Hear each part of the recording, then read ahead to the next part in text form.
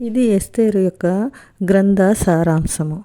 అయితే ఎస్తేరు గ్రంథంలో ప్రత్యక్షంగా దేవుని గురించి వ్రాయబడకపోయినా ఆయన గురించి మనం తెలుసుకునే కొన్ని విషయాలు. మొట్టమొదటిగా కనిపించకుండా మన ఆపద సమయంలో మనల్ని నడిపించే దేవుడు, ఆయన హస్తం మనకు ఎల్లప్పుడూ తోడుగా ఉంటుంది అని. రెండవదిగా తన వాగ్దానాలను ఎలాంటి పరిస్థితుల్లో అయినా ఆయన నెరవేరుస్తారు. మూడోది మనం ఎంతటి బలహీనులమైనా తన ప్రణాళికలో మనల్ని వాడుకుంటారు. నాలుగవది గర్విష్ఠులను అణగద్రొక్కువాడు ఆయన. అలాగే ఆయన సమయాల్లో తన కార్యాలను చేస్తారు. దేవుని ప్రణాళికలో మనము ఆయన సమయంలో ఆయన చేయాలనుకునే పనికి మనల్ని సాధనాలుగా వాడుకుంటారు. ఇంకా ఎస్తేరు ద్వారా మనం నేర్చుకోవాల్సింది ఏంటి అంటే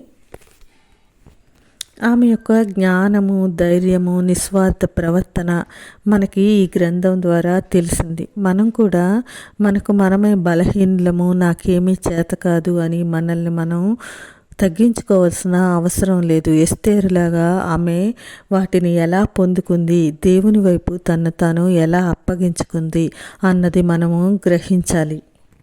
మన యొక్క పరిశుద్ధ గ్రంథంలో రాణి అనబడే లక్షణాలు ఉన్నవారు ఎవరైనా ఉన్నారు అంటే ఆమె ఎస్తేరు అని చెప్పవచ్చు.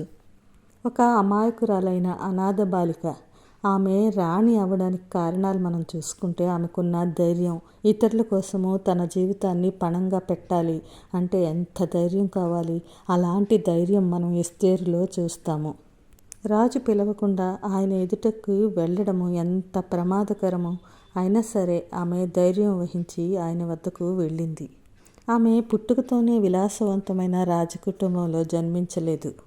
కానీ ఆమెను రాణిగా చేయడంలో సాధారణమైన, ఇంకా చెప్పాలంటే అత్యంత దీనస్థితిలో ఉన్న ఆమె శక్తివంతమైన ఒక యువతిగా చేయడం వెనుక దేవుడు అత్యంత సాధారణమైన వాటిలోంచి అసాధారణమైన వాటిని చేయగలడు అని మనము గ్రహించవచ్చు. అలాగే ఆయన ప్రణాళికలో, ఉద్దేశంలో మనం ఎంత అల్పమైన వారమైనా ఎప్పుడు ఆయన దృష్టిలో ఉంటాము అన్నది మనము తప్పక గ్రహించవలసిన సత్యము. ఈ లోకము ఎస్తేరు లాంటి దిక్కులేని అనాథగా ఉన్న ఒక ఏ స్తోమత లేని వారిని పట్టించుకుంటుందా? పట్టించుకోదు. సరికదా, ఇంకా హీనంగా చూస్తుంది.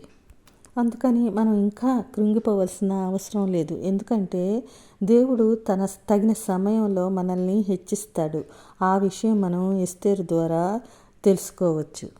ముఖ్యంగా ఆమె తన క్రియలు, ఆమె యొక్క ధైర్యం, ముఖ్యంగా ఆమెకు దేవునిపై ఉన్న విశ్వాసం తన ప్రజల స్థితిని మార్చగలిగింది. తద్వారా చరిత్రనే మార్చగలిగింది అని చెప్పవచ్చు. పారసీక రాజ్యంలోని యూదులు సమూల నాశనం కాకుండా రక్షించేందుకు దేవుడు ఎస్తేరును వాడుకోవాలనుకున్నాడు. అందుకే అధికారులకు, ఆ రాజుకి ఆమె పట్ల దయ కలిగేలా చేయగలిగాడు.